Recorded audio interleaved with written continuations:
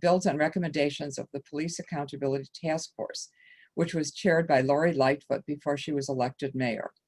The task force issued a scathing report that included well over 100 recommendations to reform a badly broken system. Adam served on the working group that developed the task force's key structural reform proposals. So welcome, Adam.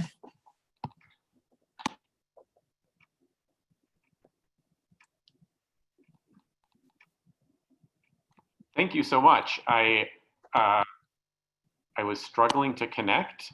Was that my prompt to begin? Yes, yes. Okay. We introduced you, or I introduced you. So we're thrilled to have you here. Thank you. I'm thrilled to be here. Thanks so much for this opportunity.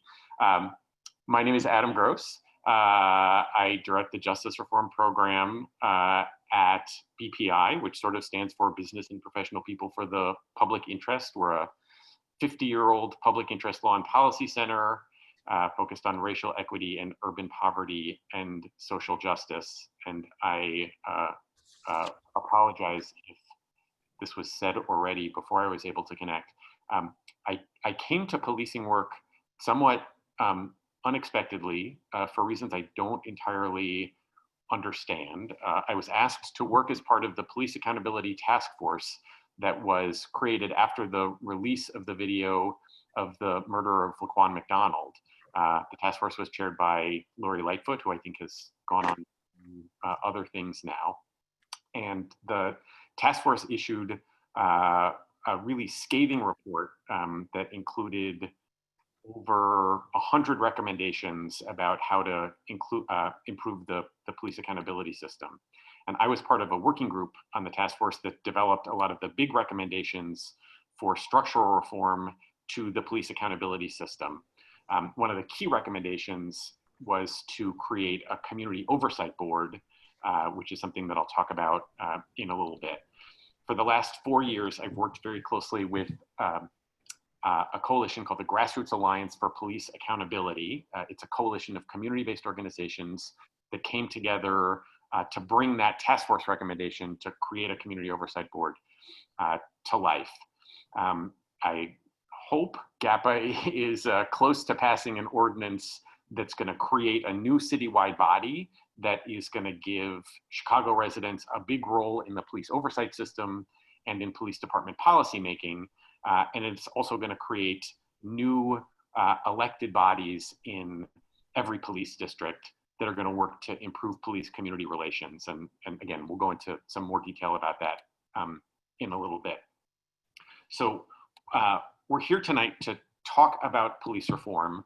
And I'm going to talk about 3 things related to police reform, where we've been, where we are, and where we're going.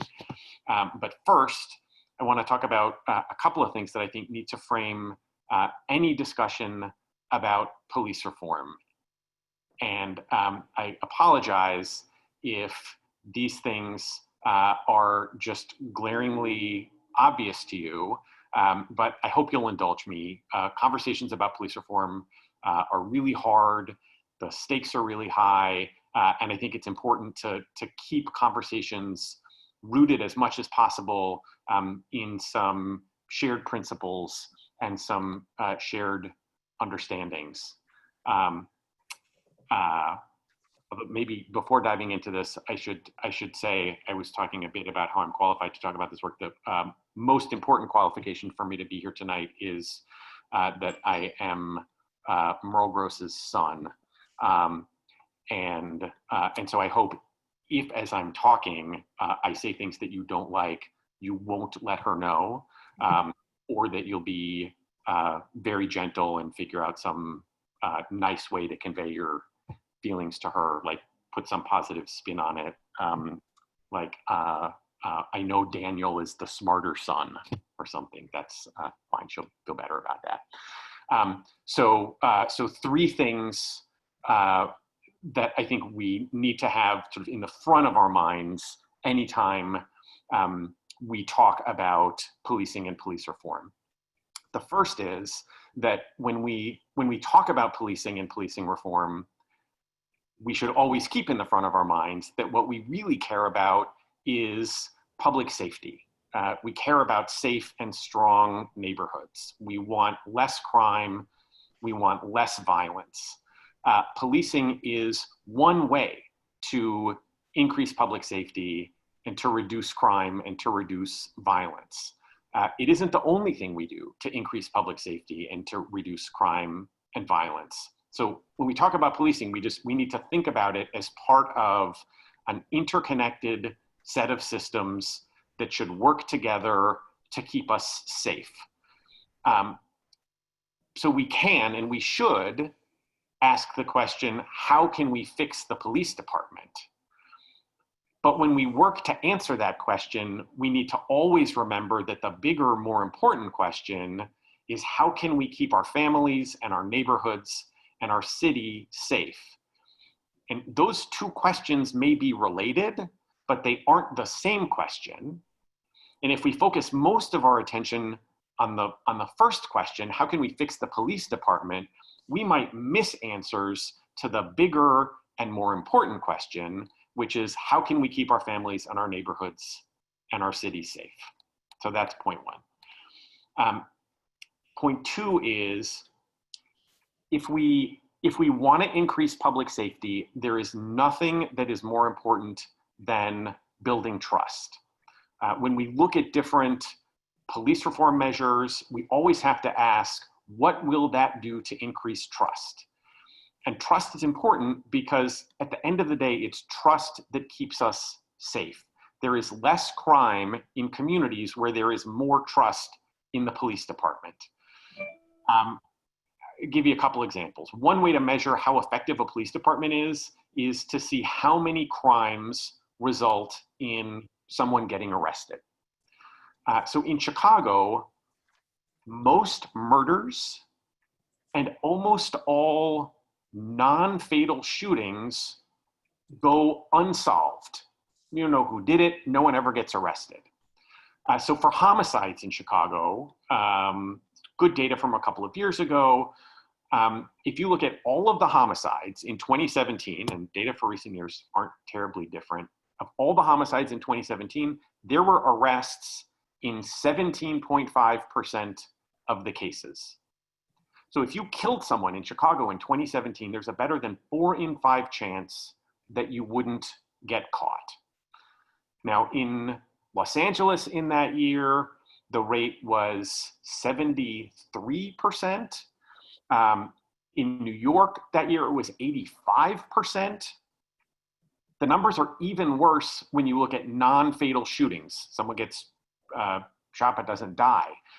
In Chicago, in most years, less than 10% of the non-fatal shootings result in someone being arrested. And in many years, it's about 5%. So that's true for a lot of reasons. In LA and New York, they have more homicide detectives per capita than Chicago does.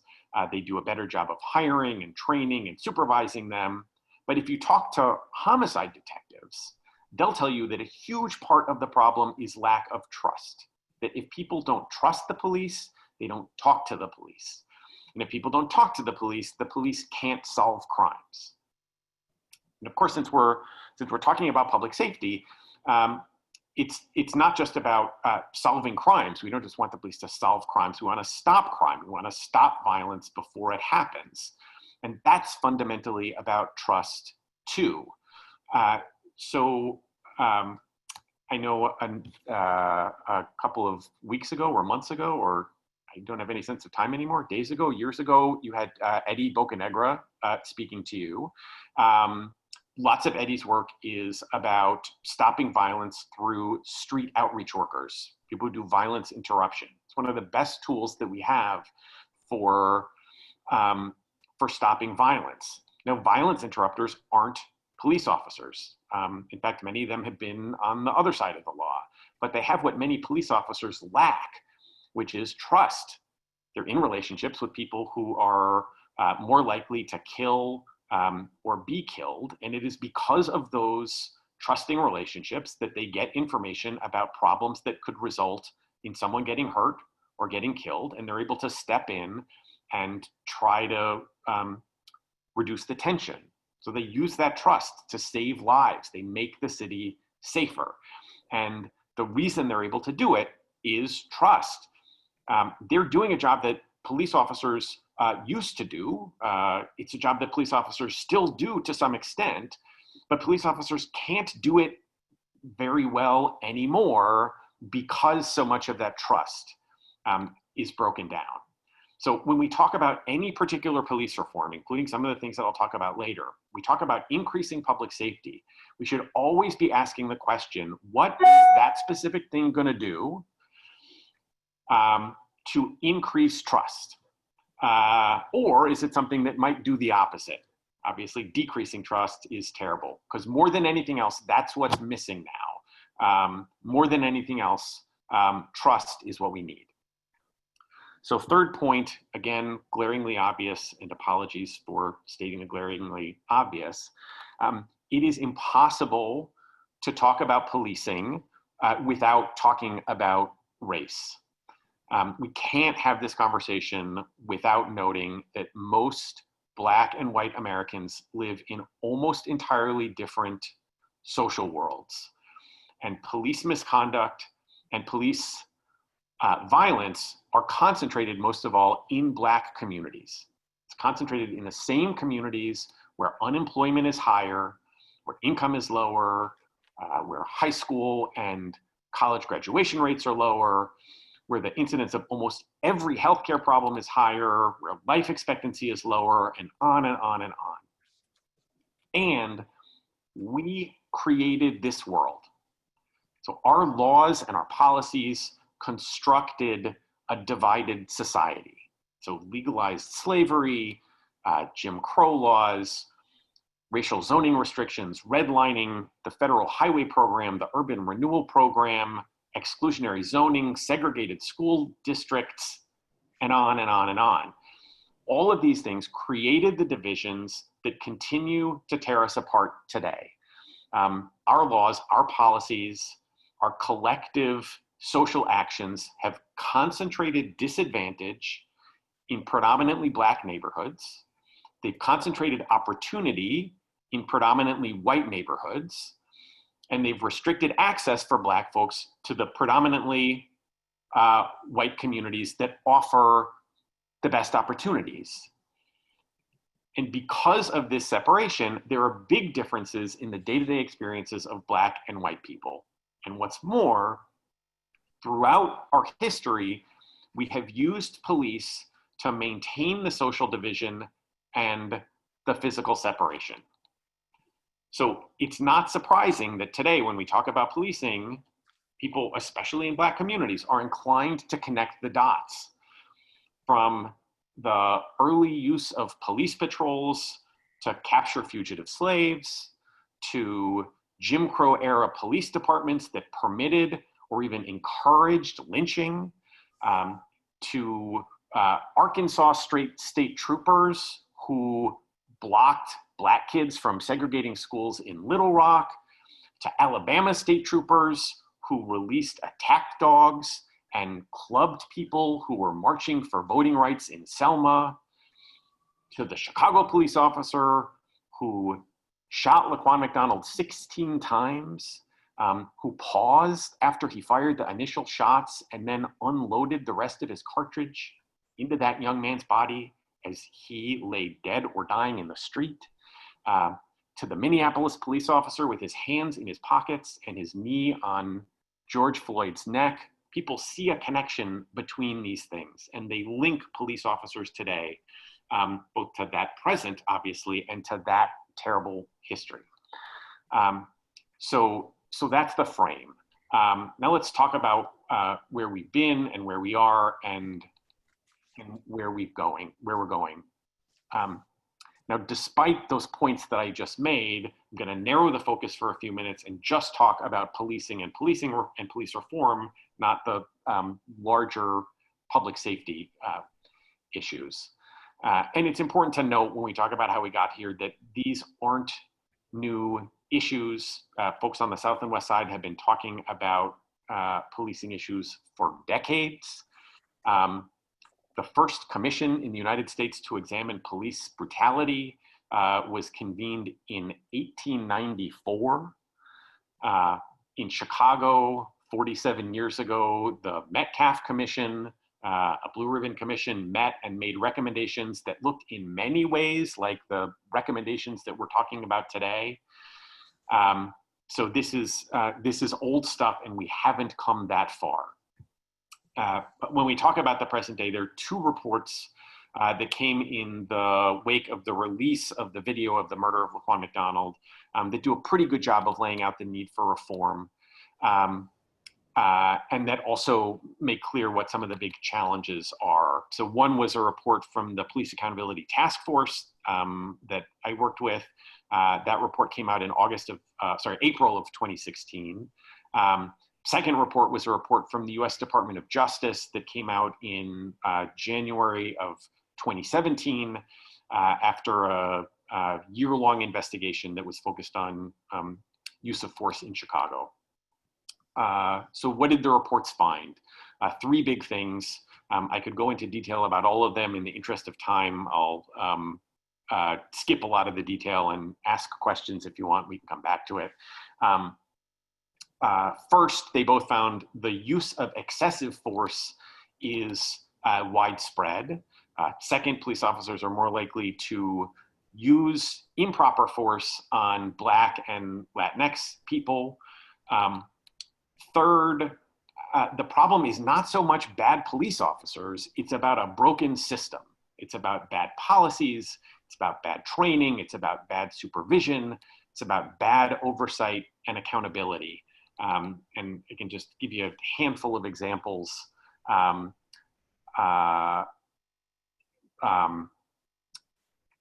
In each of those categories. We talk about bad policies. A huge number of bad police interactions involve people who are running away from the police.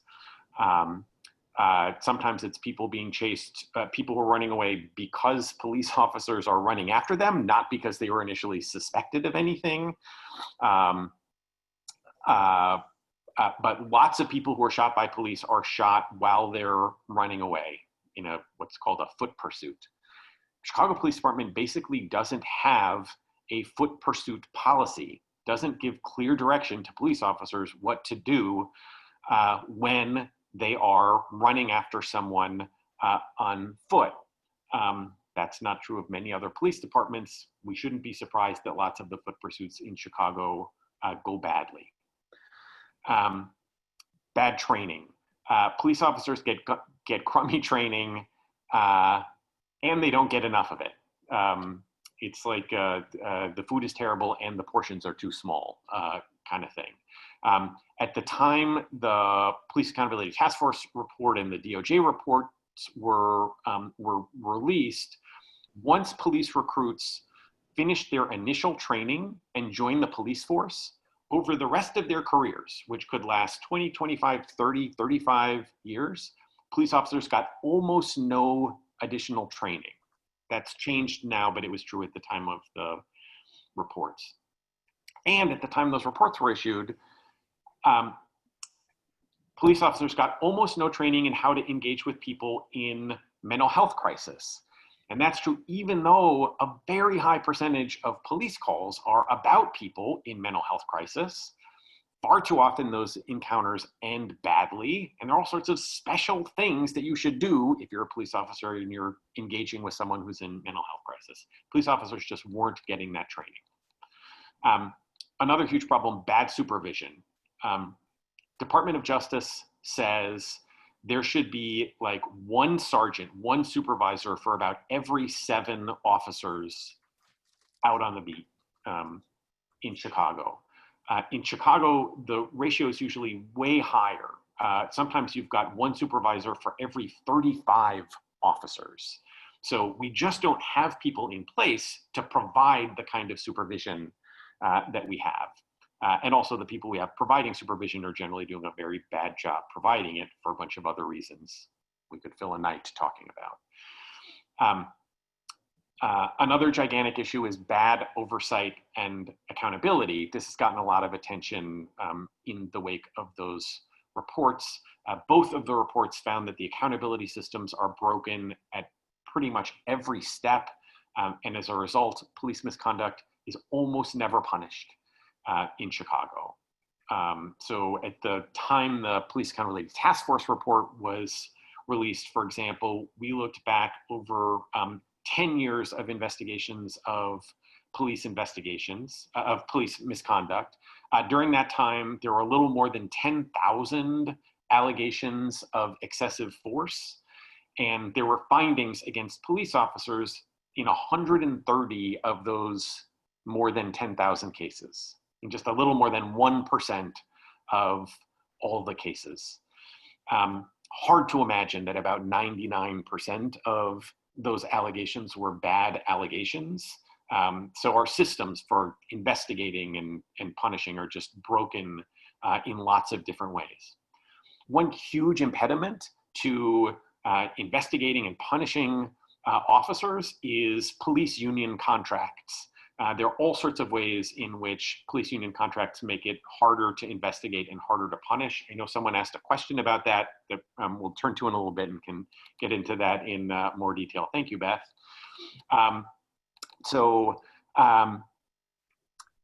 Let's talk about where we are now in the wake of those reports. So both the task force and the Department of Justice reports led to a bunch of changes. The biggest change is probably a consent decree. So it's a legally binding agreement between the police department and the Illinois Attorney General's office that's enforced by a federal court. Usually when you have a Department of Justice report on a police department, that leads, excuse me, to a Department of Justice lawsuit. That lawsuit leads to a consent decree between the Department of Justice and the local police department. With the Department of Justice investigation in Illinois, it issued its report. A few days after it issued its report, Donald Trump was inaugurated.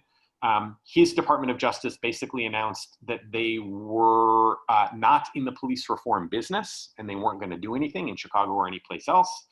So then Illinois Attorney General Lisa Madigan brought a federal lawsuit based totally on the Department of Justice report and got the same kind of legally binding agreement that the Department of Justice would have gotten. So same thing going into federal court, same thing overseen by a federal judge. So you don't have all the resources of the Department of Justice, but may get similar outcomes. The consent decree is a giant document. It's about 200 pages long, includes hundreds of things that the police department has to do over the next number of years. And it should bring about some giant-sized changes. Again, I will spare you the detail in the interest of time. Some of the changes called for in the consent decree have been implemented, but we just need to acknowledge it is a many years long process. So they have already significantly increased the amount of training that police officers will get in any given year. They've updated use of force policies.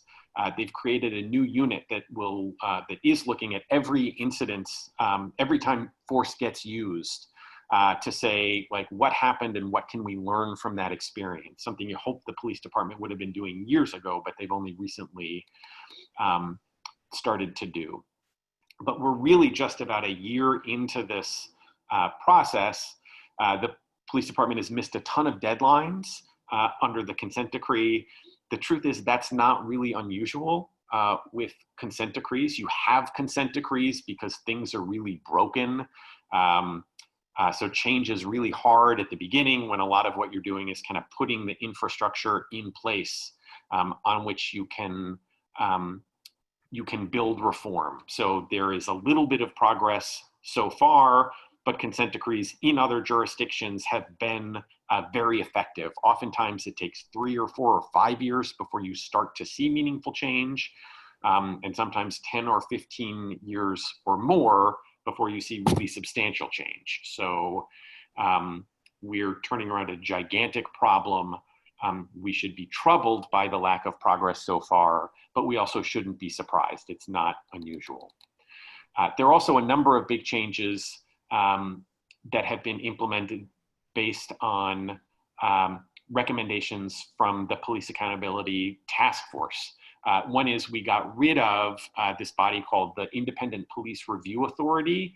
That's the body that investigates the most serious allegations of police misconduct and makes recommendations about how officers should be punished. And that was replaced with a new body called the Civilian Office of Police Accountability, or COPA. They've made a lot of changes that are making a difference so that investigations are better, move more quickly, or more transparent. There's still a lot of problems, and that's going to take a long time to fix too. We've also created a new function within the City of Chicago's Office of the Inspector General. So Joe Ferguson, Inspector General, has a new function in his office that is focused entirely on the police department and the oversight agencies.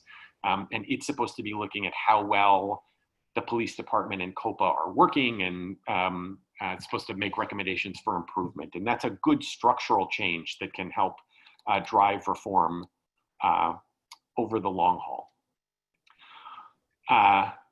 So where are we going? What does the future hold? As I said, we still have a very long way to go. There's a giant amount of work to do to enforce the consent decree, lots to do on use of force policies, improving training, improving supervision, the whole disciplinary system. And ultimately, we need culture change within the police department. Consent decrees in other jurisdictions have helped a lot to bring about culture change, but it takes a long time. It involves developing an entirely different mindset about how to be a police officer. And that needs to be reinforced with hiring that needs to be changed, with training that needs to be changed, with supervision that needs to be changed, with a promotion system that needs to be changed.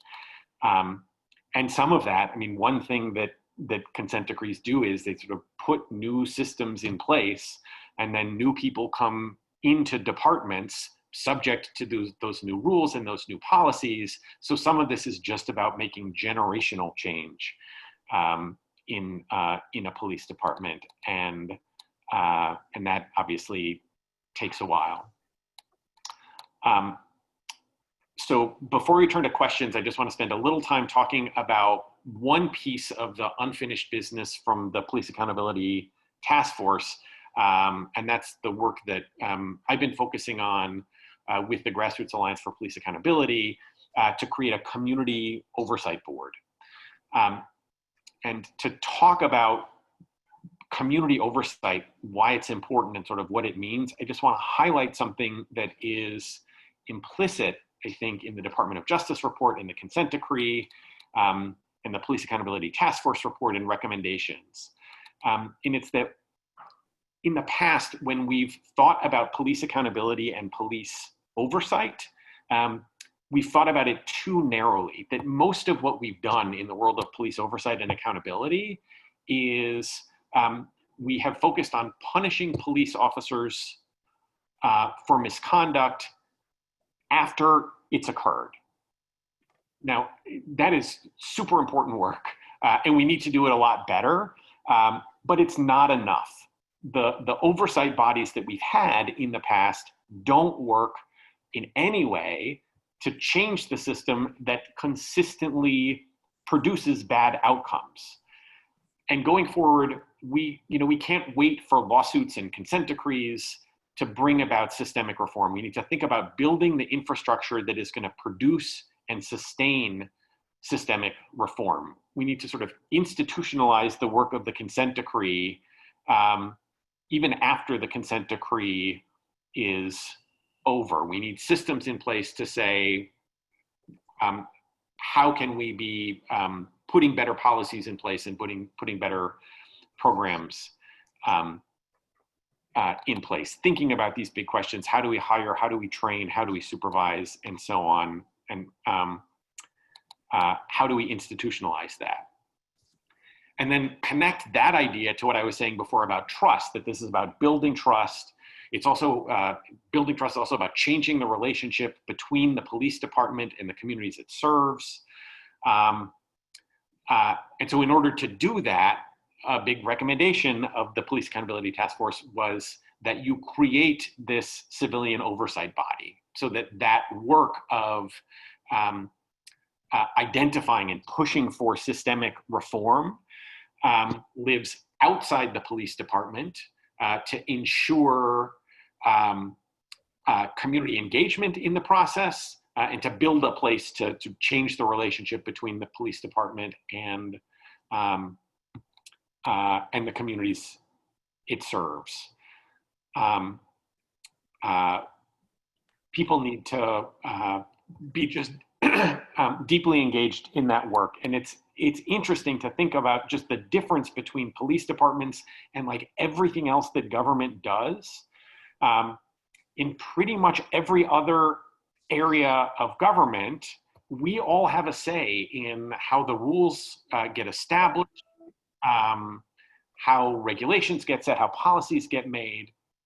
Police departments are really unique in how undemocratic and untransparent they are, how undemocratic and untransparent policymaking is. We basically leave police departments free to regulate themselves, and we only come in after something has gone wrong. What we really need in police departments, just as we have in other areas of government, is we need policies and reform plans that reflect public values and community values and that are informed by our experiences. And we have much more open and transparent and engaged processes other places because we think that when we have a more open process with more public engagement, we get better policies and we have more trust in the systems that we create. Those systems are more legitimate.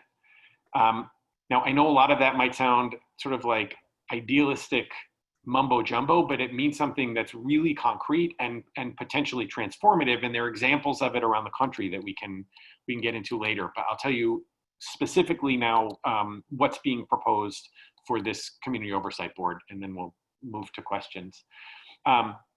It's to create a two-tiered system. First, a citywide body that's going to have some key powers that we'll talk about. And then elected bodies, 3 people who will be elected in each police district to help kind of drive change at the community level. So let's talk about the citywide community commission. What's it going to do?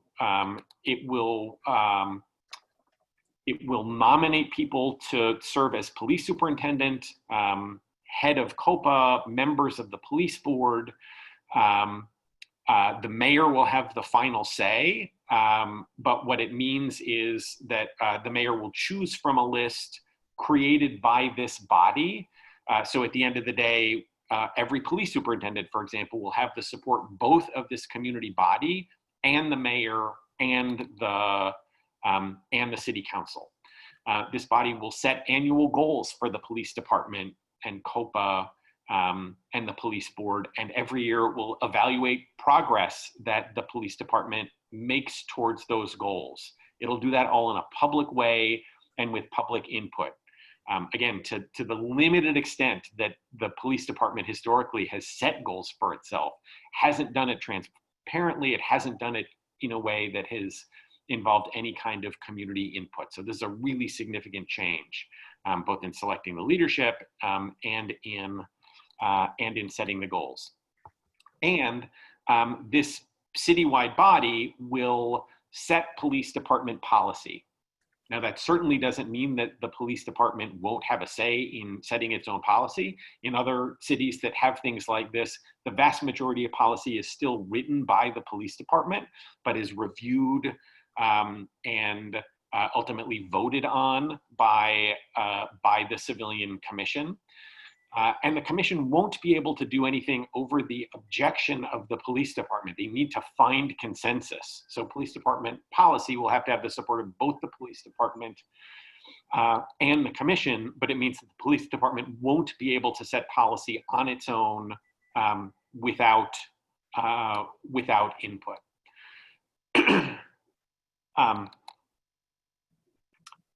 let's talk now about what will exist within each police district. Again, 3 elected representatives.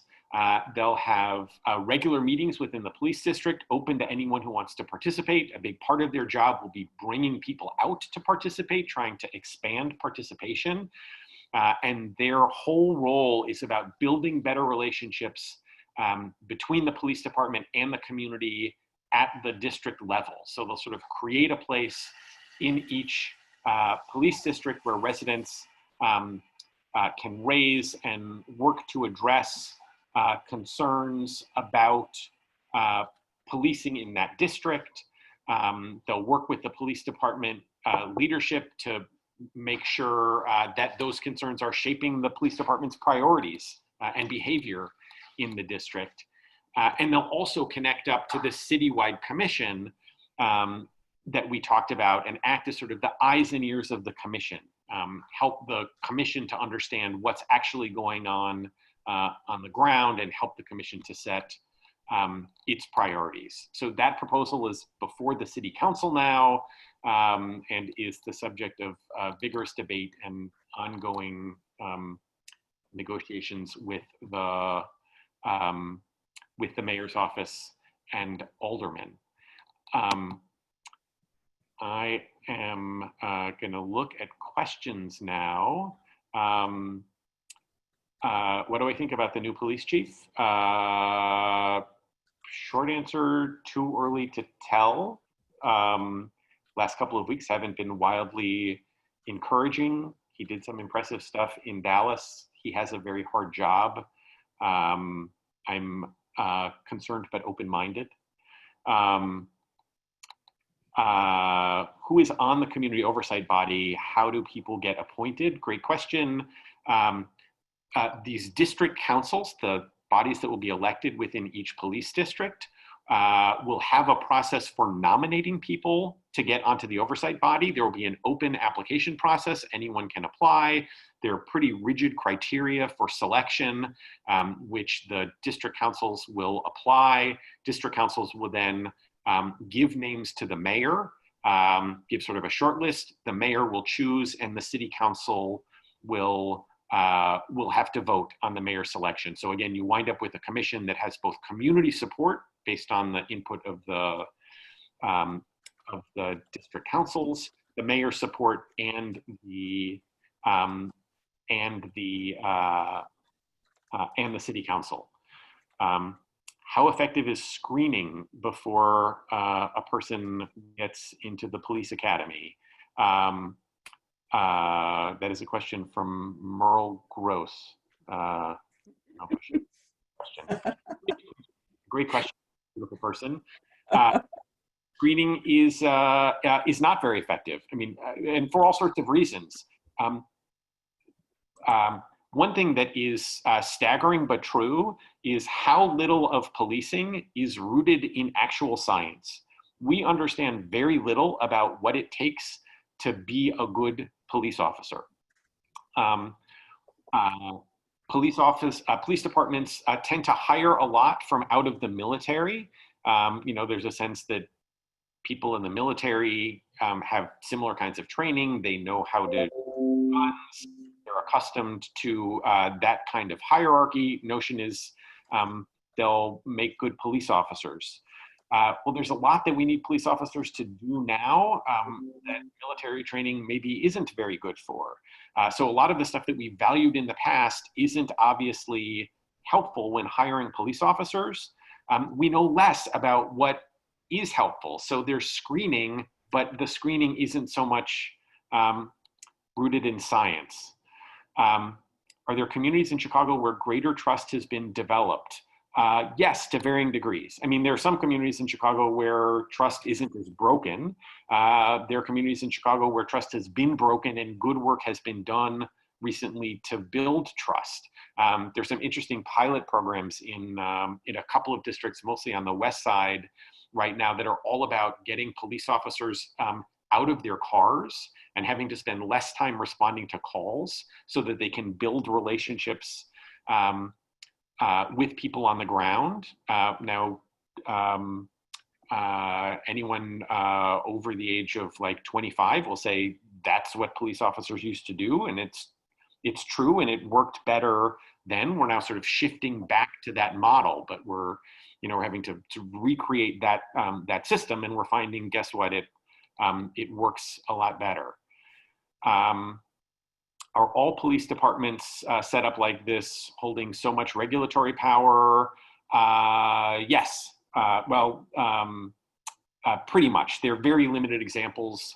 There's a very active civilian oversight body in Los Angeles, a newish one in San Francisco. So the one in Los Angeles has been around for about 100 years. San Francisco has one that's newer. Seattle's been doing it for a while.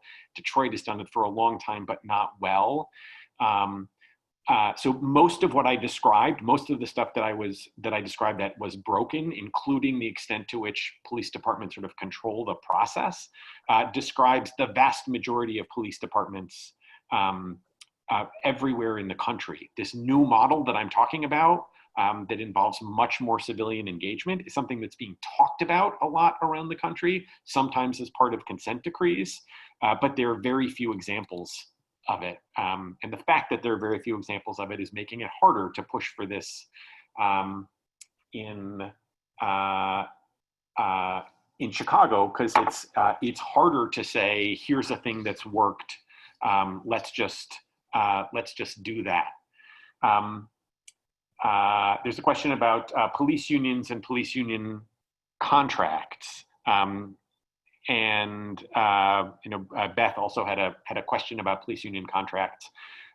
Union contracts, as I said before, are a huge problem because they, among other things, help to hide police misconduct. And obviously, we can't hold officers accountable for misconduct that's hidden. I'll tell you, when we were doing work with the Police Accountability Task Force and we started digging into the police union contracts, we had up to that point spent a bunch of time talking about the code of silence. And people sort of thought about the code of silence as this set of private understandings among police officers about how, I'm not going to say, if I see you do a bad thing, I've got your back, we're not going to share stuff. And then we read the police union contract, and sort of our conclusion was the code of silence isn't just these private understandings among police officers. The code of silence is written into official policy by way of the police union contracts. That the contracts make it harder for people to report police misconduct. They make it easier for police officers to lie about police misconduct. They require that police misconduct in some cases be ignored, that records of police misconduct be destroyed. And these aren't things that the police department is coming up with on their own. These are contracts that, like, we the people sign off on. They're contracts between the city of Chicago and the police union, where we're basically deciding not to know about police misconduct. I'll give it like a specific example or two. If you want to file a complaint about police misconduct, that complaint doesn't need to be investigated unless you sign an affidavit, unless you basically complete this legal document that says, if I'm lying, you can send me to jail. And police unions will say, well, that's a reasonable thing. You don't want people lying on when they're reporting police misconduct. So this is just a way to weed out bad complaints. Now, the problem is, if you look at the whole justice system and think that it is rigged unfairly against you, you might look at that thing that says, if I lie, I can get sent to jail, and think, maybe I'll get sent to jail even if I'm telling the truth, because I'm not sure that the system is on my side. So you might not want to sign that affidavit. In fact, about 40% of complaints about police misconduct get thrown out because there isn't a signed affidavit. Now, is every one of those complaints that gets thrown out a good complaint? No. Or maybe not. I mean, the bottom line is we don't know. Maybe they are, maybe they aren't. We have a rule because of the contract that says we'll never find out because we're not obligated to do any investigation. It's legitimate to say you shouldn't punish a police officer if you don't have evidence about it, but we shouldn't go from there to don't investigate a complaint just because someone hasn't signed it. You can do some investigation, see if there's any backing for it. Another provision, another terrible provision, says that if a police officer is involved in a shooting, they have 24 hours before they can be interviewed about the shooting, interviewed by an investigator. And again, the police union says, well, that's going to help us get to the truth. These shootings are stressful. We want to give a police officer a chance to, cool down, take a shower, change clothes, come in, and then we'll get a better version of the story. So does that happen? Let's go back to the Laquan McDonald killing. In that case, there were 6 officers who filed police reports. And they didn't get interviewed until more than 24 hours after the shooting. They swore that their reports were true. Their reports all told virtually identical stories, and we now know from the video that the story that all 6 officers told was a lie, and they all told the same lie. Now, maybe that's a crazy coincidence, or maybe something happened in that 24 hours as a result of which police officers came out with the same story. So 2 examples of ways in which the police union contract is a huge impediment to accountability. The FOP contract is supposed to be negotiated now. They are pretty intransigent. The city of Chicago just negotiated a contract with police supervisors, a much smaller number of people on the police force. They made a number of changes based on things like the Police Accountability Task Force reports, but they didn't touch a bunch of the really big issues. So just based on the negotiation of this most recent contract, I'm not very encouraged that the city is going to make much progress with the FOP contract, but that's still out there waiting to be resolved.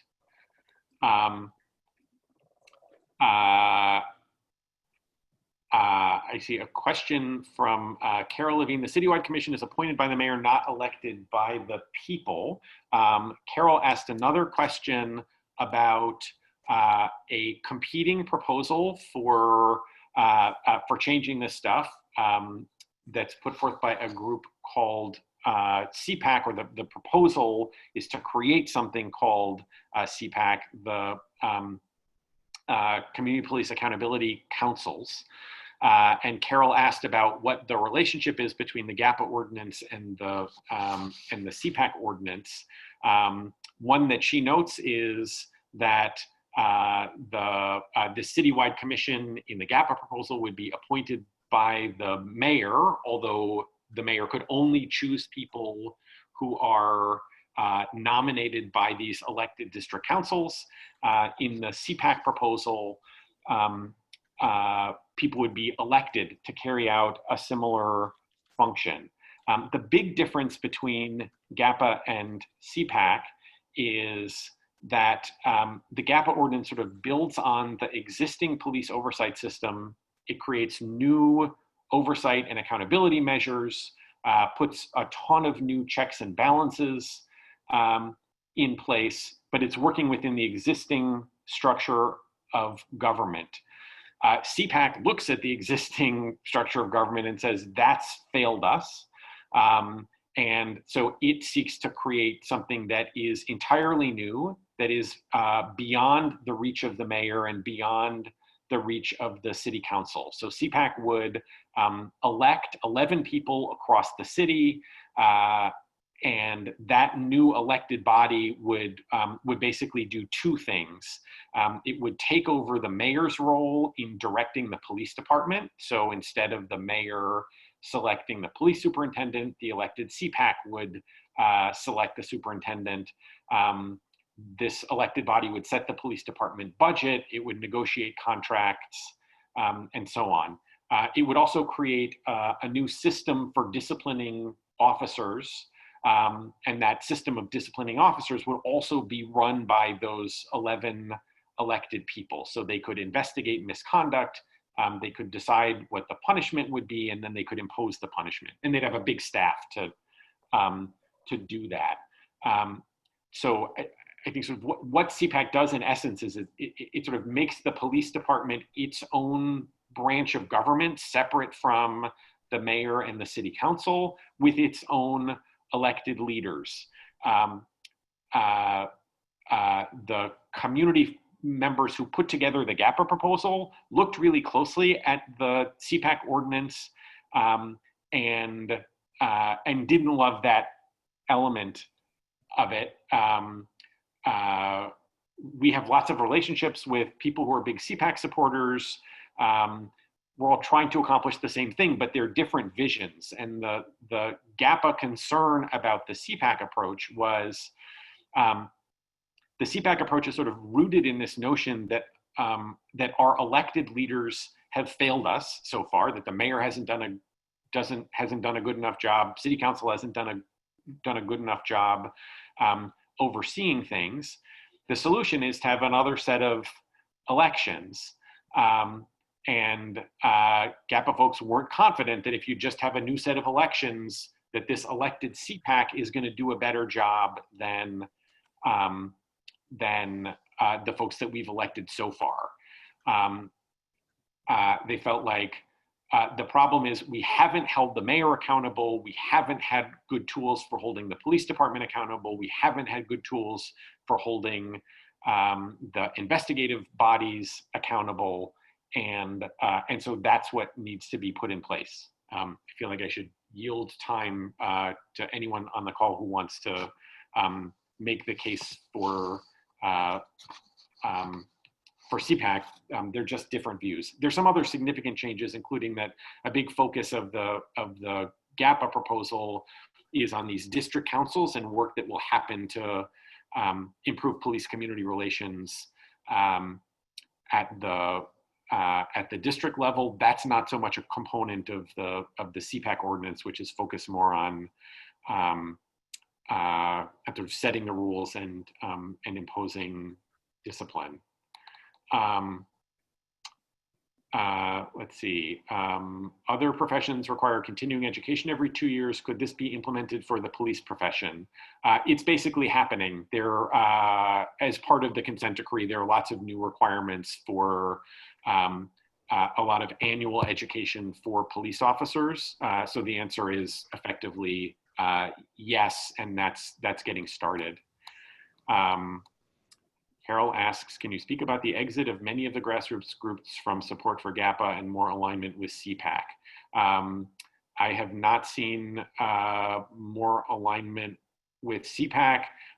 The CPAC is organized in a different way than GAPA.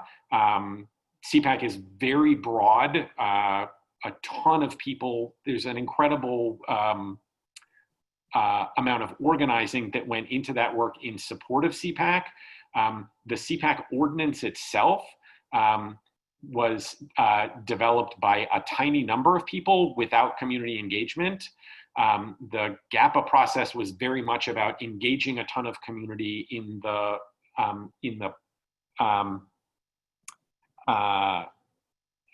creating the proposal, and that was that was super labor intensive. It involved a gigantic amount of work by literally hundreds of people, and really just sort of stretched the capacity of a bunch of organizations. So the biggest thing that led some groups to leave GAPA was that they were just overtaxed and couldn't keep working at that level.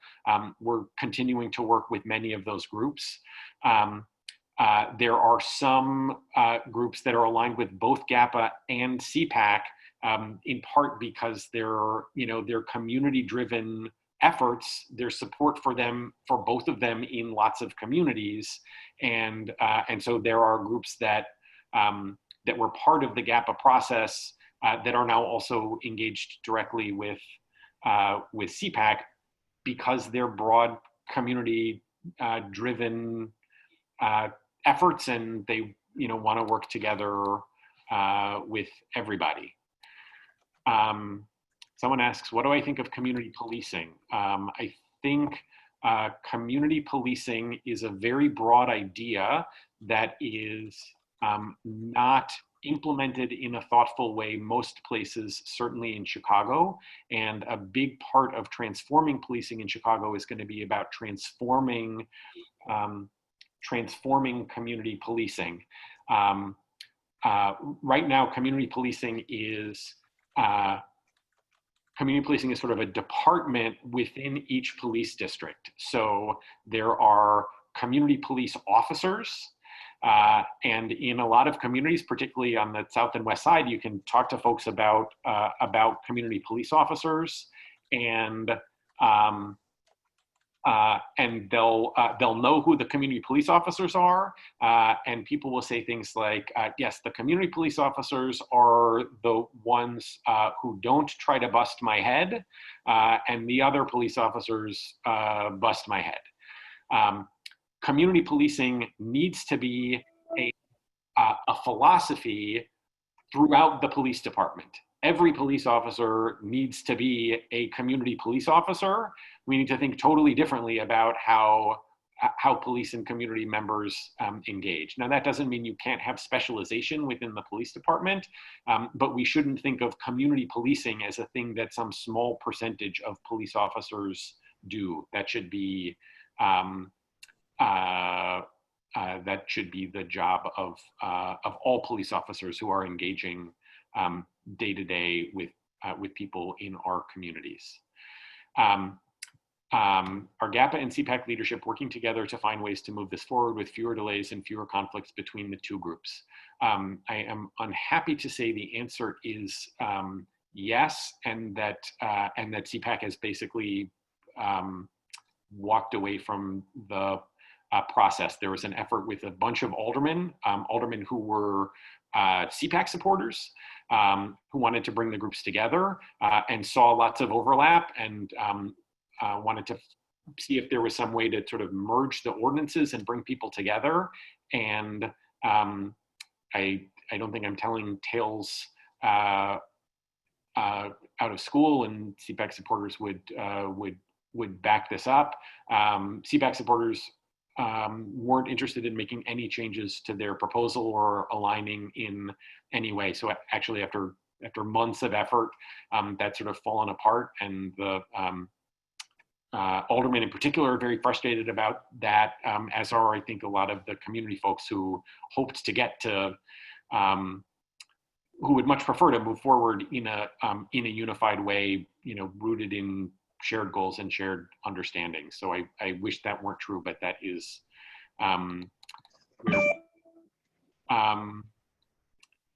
how do you break through with the police unions? That is a $500 million question. $500 million being roughly what we spent over the last 10 years settling police misconduct lawsuits, about $1 million a week. The police union is, I think, does great harm, and our elected leaders, at the end of the day, enable police unions. You don't get police union contracts without people on the city side signing off. And I would say the experience with the most recent supervisor's contract isn't encouraging. The mayor, to her credit, fought for some changes, but didn't push for some of the most significant changes. And aldermen have gone along. So we at the end of the day need our elected officials to do more, and we need to do more to hold our elected officials accountable on that. What steps can be taken now to bring change quickly? There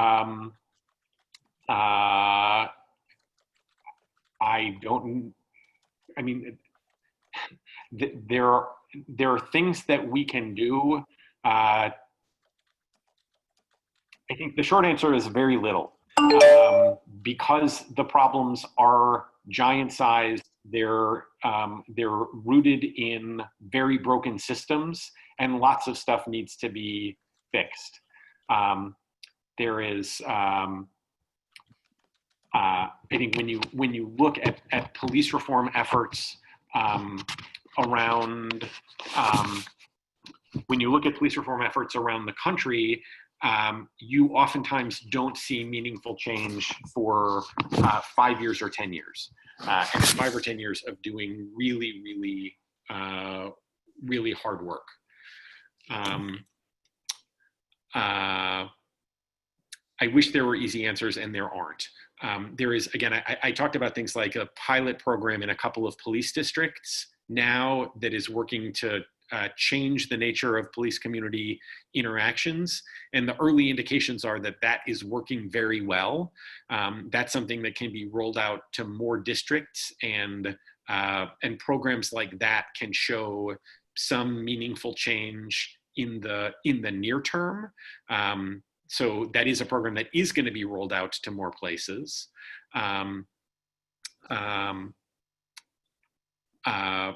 But even for that to work well is gonna take years.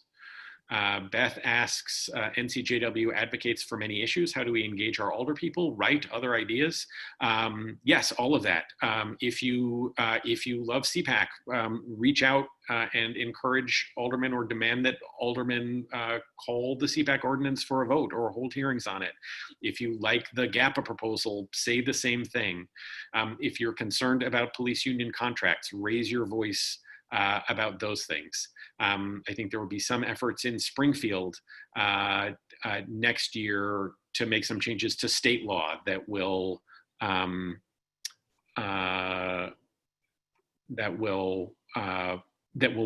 make a difference. I think the biggest thing is engage regularly with aldermen and the mayor's office on this issue. Our elected leaders have failed us, and they failed us for decades, and we have allowed them to do that. They will continue to do it until we hold them accountable, either by making them act differently or by not re-electing them if they don't act differently. So we need to be advocating for these changes the way we advocate for anything else in city council and in public. Do I see this as a problem of a few bad cops or a systemic problem? I think it's not quite either or. I think it is both a problem of a few bad cops and a systemic problem. It is for sure a systemic problem. We wouldn't have problems with a few bad cops if there weren't systemic problems that allowed a few bad cops to do the bad stuff that they do. A relatively small percentage of police officers are responsible for a very large percentage of complaints about police misconduct, and they're allowed to get away with it. They're allowed to get away with it. There's also a lot of bad stuff that happens. A lot of the bad stuff that police officers do, let me say that differently. A lot of officers who do bad things are not bad police officers. They haven't gotten the training that they need. They haven't gotten the support day to day that they need. They're not supervised appropriately. We don't identify problems, early in an officer's career that might be addressed. So we fail police officers in lots of ways with these terrible systems, and then they wind up causing harm because we haven't given them the tools that they need to succeed. So yes, bad officers are a problem, and yes, systems are a problem, and we need to be addressing both. All we've done in the past is, almost all that we've done in the past is try to take on the problem of bad officers. Until we address the broken system, there's not going to be meaningful change. I'm surprised I haven't gotten a question yet about defunding the police. Big exciting issue, which I would be happy to talk about. Anyone puts a question up. Please say more about state laws that could help.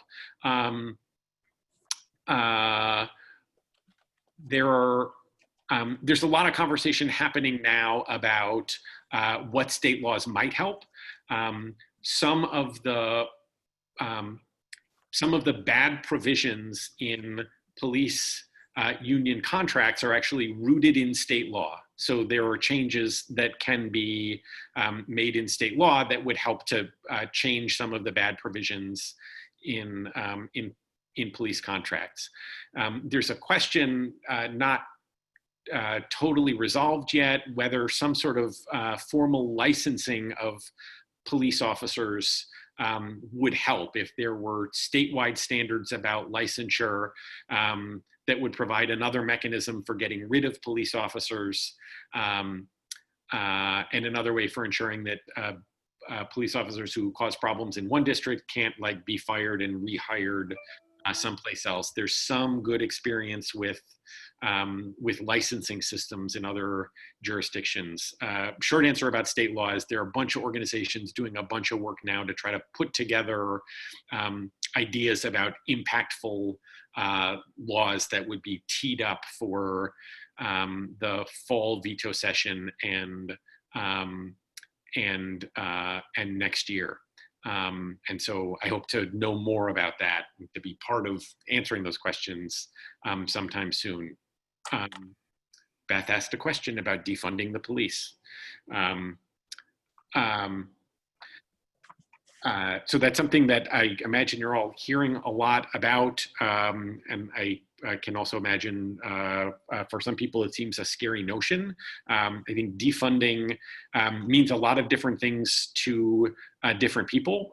For some it means abolishing the police. For some it means that we need to think about more effective ways to use the resources that are now put into policing. We now spend nationwide about $115 billion a year on police departments.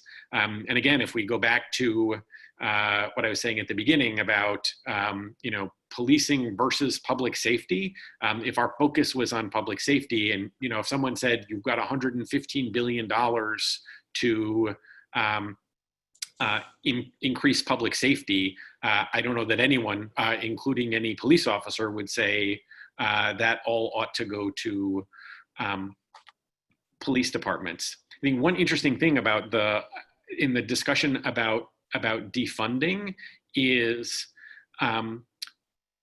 what people calling for defunding are saying stuff that is very similar to things that police officers have been saying for a long time, which is that police officers are saddled with addressing way too many of society's problems.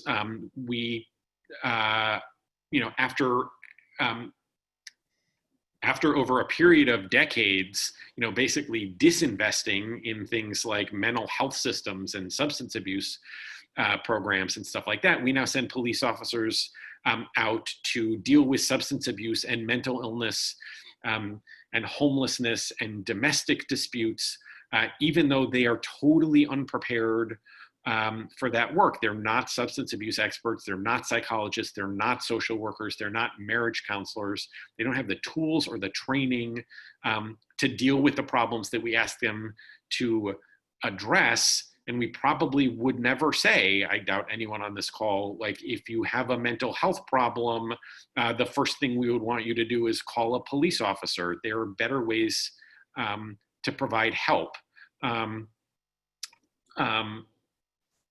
It's nutty that so look at what police officers wear. They have handcuffs, they have guns, they have batons, and then we send them out places to deal with people with undiagnosed mental illness. Like, how is your handcuffs or your gun or your baton helpful in dealing with that? How are those things going to help you when you walk into a home where people are in the middle of an ugly divorce? As we came to understand that was something that that police officers were dealing with more and more, part of our response was to give police officers tasers, so that they had something other than a gun to use to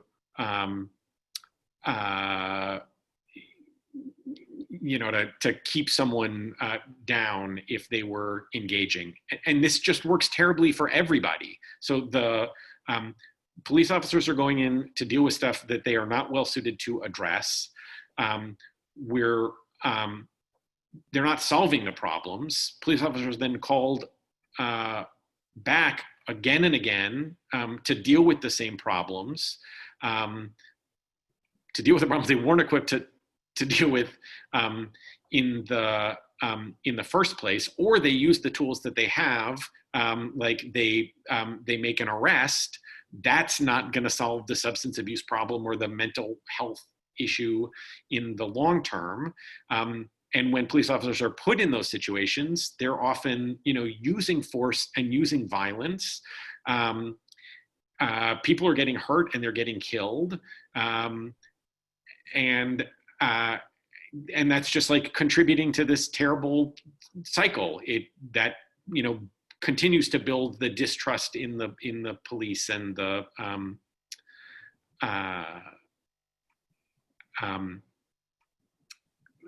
we're just sort of recreating the problems. People who talk about defunding the police note something that's very true, which is most police officers spend very little time fighting crime, certainly dealing with violent crime. Most police officers in the course of a year, in the course of a career, may make very few arrests for violent felonies. They're spending most of their time doing these other things. So we should be thinking really differently about how we use our resources so that we can better address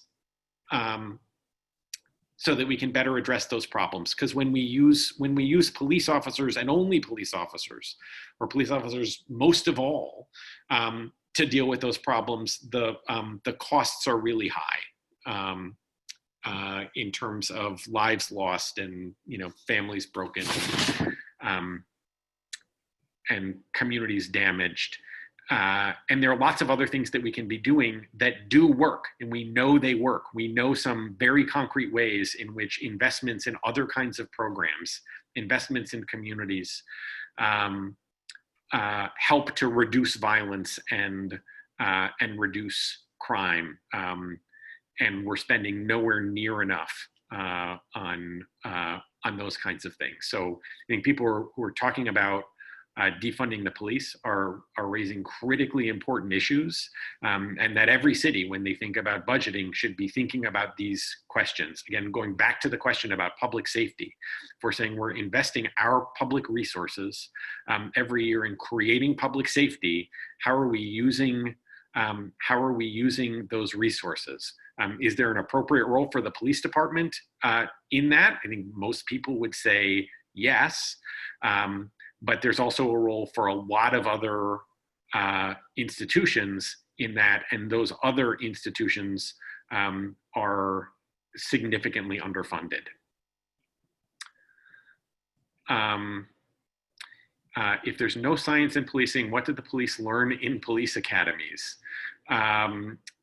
Great question. They're learning in stuff that is often rooted in sort of gut instinct.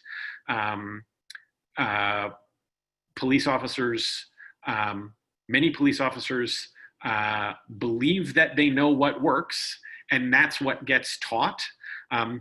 Oftentimes, and again, there's been very little research on what works, but when there have been more rigorous studies about some of the techniques that police departments use, more often than not, what that research shows is that police officers' instincts about what works are wrong. So we're teaching stuff in police academies that isn't rooted in research or science, and that's one of the many things that needs to change. People don't resist change, they resist being changed. What has been the level of police involvement in the conversations about transforming public safety in Chicago? Great question. Not enough. And that's been a challenge across the board.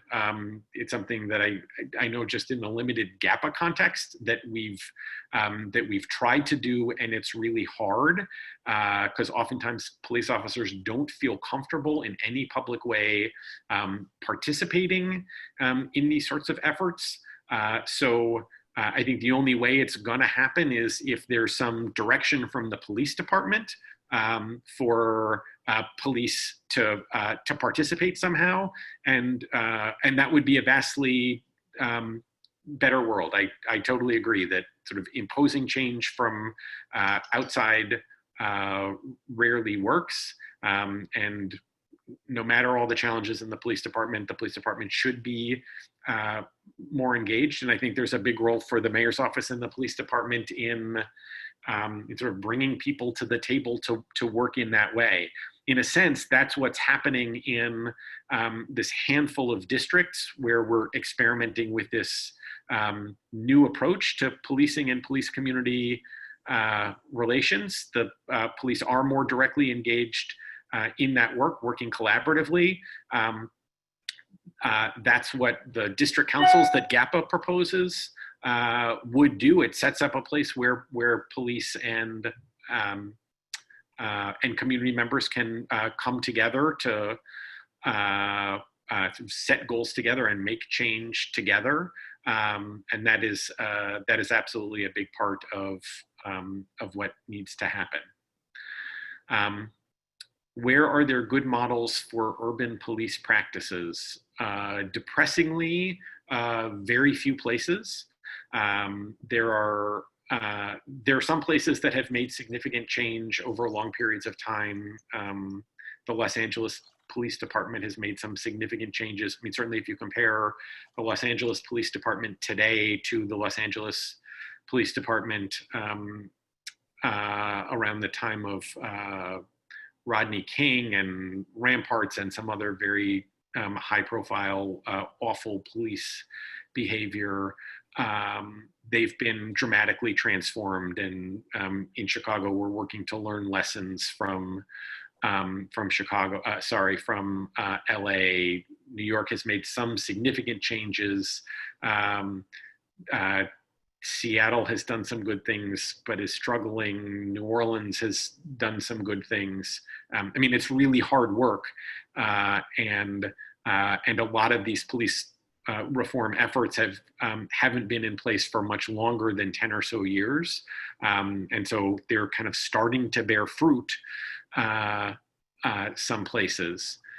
Beth asks about Camden, New Jersey. Camden, New Jersey is another place that's gotten a fair amount of attention recently, where they basically got rid of their city police department, created a new department that was countywide, that allowed them to sort of box out the police union and and there's been much more collaboration with advocacy groups and community members in building up the police department there. I think the experience in Camden has not been as positive as has mostly been reported, but they've done some very good, thoughtful things that we could be learning from. Officers being investigated are often suspended from street duty and put on desk duty. Is that appropriate?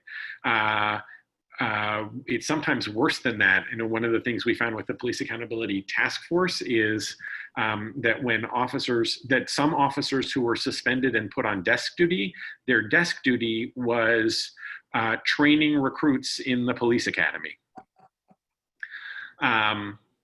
So I think some of it might depend on what they're being suspended for. I think officers have a fair point to make, which is if they're going to be disciplined, they should be, disciplined after due process. But until they've gotten some due process and the decision has been made, you can't get rid of them entirely. Does that mean they should be doing police work? Maybe there's some police work that they can be doing. Maybe it would be better if they were doing nothing. That's definitely a problem, and you certainly shouldn't have anyone on desk duty doing anything significant like teaching people. Let's see, I think I may have skipped some questions along the way. Adam, this is just wonderful. Yeah, if you want to take a look through the questions, we'll send them to you. So you could, if you skipped any, we can answer any. Do you want to take a quick scan through the questions and see if there's anything else you'd like to add? There are about 100 questions from my mom, which maybe I should take up over dinner sometime. Someone asked about militarization of police and defunding police. The huge portion of city's budget that goes to the police department. So lots of issues there. There's a federal program that makes it very easy for police departments to get lots of stuff from the military, which it then uses. I think there may be two different issues. One is there may be some very limited set of circumstances in which like military grade hardware is valuable for police who are dealing with some really big problem. I think that sort of stuff is vastly overused by police departments. And it absolutely contributes to the problems that we have. So part of the problem is police departments getting the stuff in the first place. Getting the stuff in the first place wouldn't necessarily be a giant problem if police departments were way more thoughtful about deploying it. And lots of what they deploy should be deployed rarely or never. And in many cities, and we've seen this in response to some of the protests, it gets used, against peaceful demonstrators in ways that only make difficult situations even more volatile. We shouldn't be using military grade hardware to arrest low-level drug dealers when there is no reason to believe that they pose the kind of threat that a military should deal with. Wow. Thank you. One last question. How successful do you think the new Fraternal Order of Police president will be in trying to stop any police reform? Yeah, it's Boy, that's encouraging. heart. We've had a succession of FOP presidents in the last several years. Each one, like from the perspective of reformers, worse than the last. Including the current FOP president, who is the subject of a very large number of police misconduct complaints. So the union is moving in the wrong direction. One thing that gives me, I want to say hope because I don't want to overstate it. The Fraternal Order of Police is made up not just of current police officers, but of retired police officers. Lots of the people on the FOP board are retired police officers, and most of the worst FOP presidents draw a significant amount of their support from retired officers more than current officers. Now, that's not to say that there isn't support for leadership among the rank and file. There certainly is. But there are, I think, more and more officers in the younger ranks who came in for different reasons, who are being trained differently, and who have a different kind of relationship with the FOP. The problem is we could have significant changes within the rank and file as long as there is that FOP leadership. It is that FOP leadership that is doing things like negotiating contracts. So that's going to take a while to change.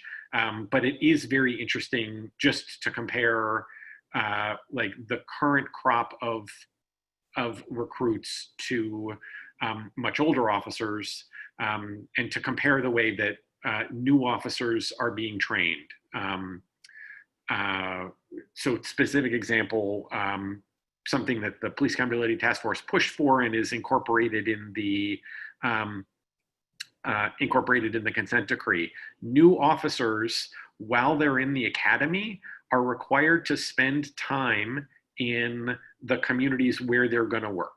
They need to get to know people, and they need to get to know organizations. In the past, we have this messed up system, again, reinforced by the police union contracts, that says police officers get assigned places based on their seniority. So the most difficult police assignments, which is to say communities with the highest amount of crime, and at the worst times, like working the midnight shift, those jobs go largely to the least experienced police officers.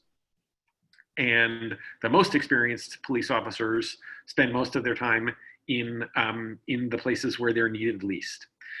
And the least experienced police officers are not only going into communities where they're sort of unprepared to work, but they're going into places in the past where they didn't have any relationships. So imagine if you're an officer who, say, grew up on the Northwest Side, don't have a great sense of the city, and then your first assignment is working in a community you know nothing about from 10 p.m. until 6 a.m., when the kind of people that you see aren't kids going to school, aren't grandmothers taking care of children, and moms and dads taking care of children. Like, you're not gonna see what you should see. You're not gonna know what you should know about that. So one of the specific recommendations of the Police Accountability Task Force, and something in the consent decree that's being implemented, is in the academy, new recruits are having to make connections in the community where they're going to go.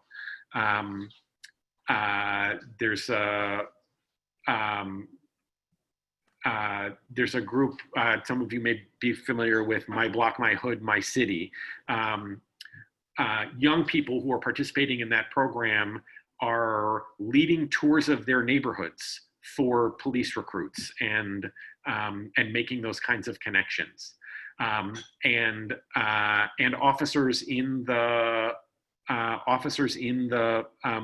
academy are learning things differently.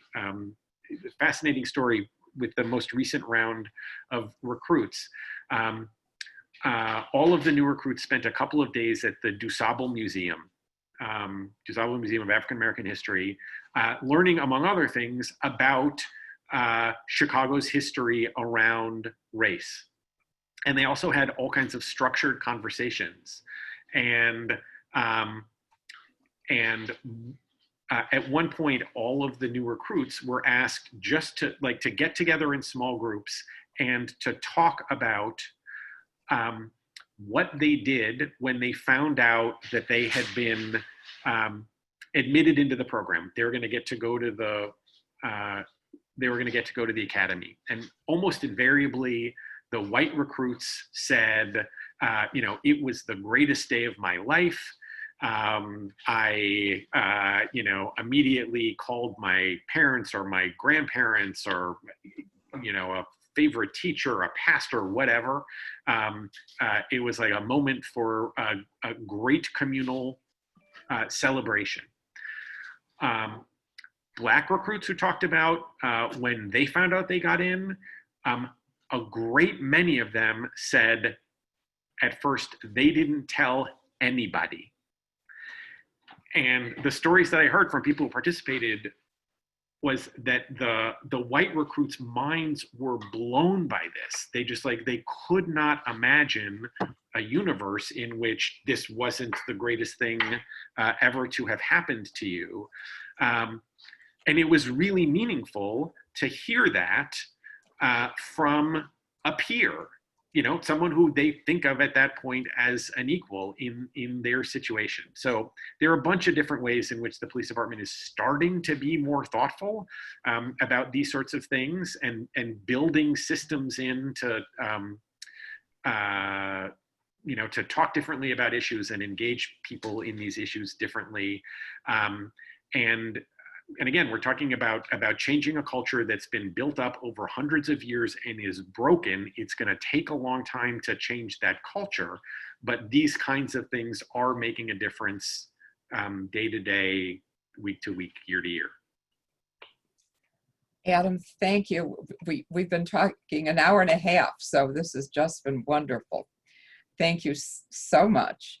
I have to defend your mom. My son and stepdaughter were here and said, you've just been fabulous. And we both got a big background in this, so thank you. Again, and any quick last questions, we'll go through them. And I don't think you missed much of anything. We'll get them out to you and get back to everyone with the answers. There's one on the call who always knows how to find me. So we're very, very, very grateful to you. Just giving, thank you so much. Certainly giving me a huge different perspective of everything, including some positive thoughts that there changes being made slowly. Yeah. So this is terrific. Thank you. Thank you. I really appreciate the. Oh, thank you so much. Okay, I can see everyone clapping. So thanks. Thank you so much. Thank you, everyone who's attended. We'll get back to you. Okay. Any parting